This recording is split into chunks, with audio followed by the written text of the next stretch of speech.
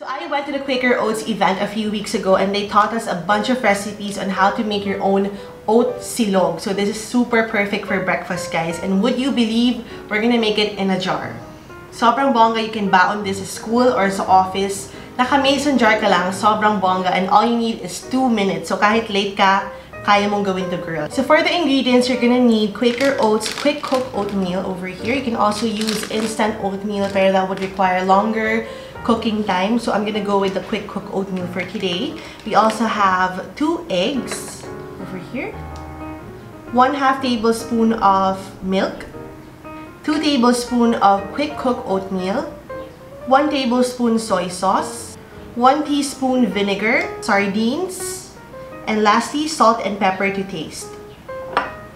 This meal is also a good alternative for rice. If ever ayaw nyo mag-rice or kinokontian nyo yung kanin ninyo, mag-oatmeal na lang kayo. I remember back in the day, I quit rice and then all I had per meal was oatmeal. Bongga naman. Okay naman siya. So let's start! So first, we're gonna put the 2 eggs into the jar. Yan. Next, we're gonna add a 1/2 tablespoon of milk. I'm using soy milk over here. And then add in the 2 tablespoons of oatmeal. And then we're gonna mix this. After mixing, go ahead and add your soy sauce. And then next is your vinegar. And then ang pinakalas is the sardinas. But before adding the sardinas, kailangan nyo siyang i-mush ng ganito. Ayan.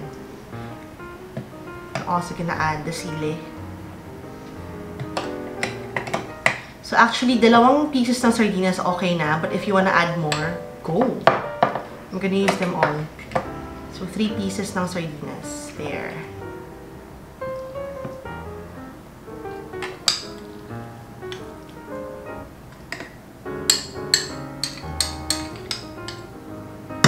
Then mix them all up together.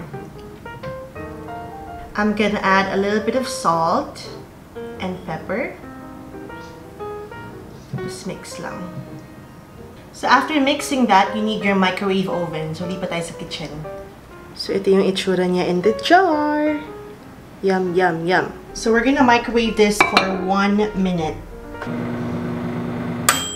So, once the 1 minute is done, you're gonna get it again. Tapos, kailangan siyang haluin bago siya ipasok ulit sa loob. And, cook it for another minute. So, ganito yung itsura niya. We have to halo it again, like this. After haluin, balik ulit sa loob for another minute. There. Super bango.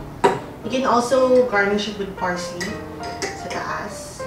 And then after that, kung natapos na yung makeup, maligo, tapos ito, just cover it up and then bring it to work or school. So perfect. Also, if you didn't know, oats have comparatively fewer calories than rice, according to Google. And sabi nila, 1 cup of cooked rice contains 216 calories, while the same amount of oats have 145 calories. So, ang laki ng difference nun. So, oats talaga is a better option for weight loss. Now, let's try it!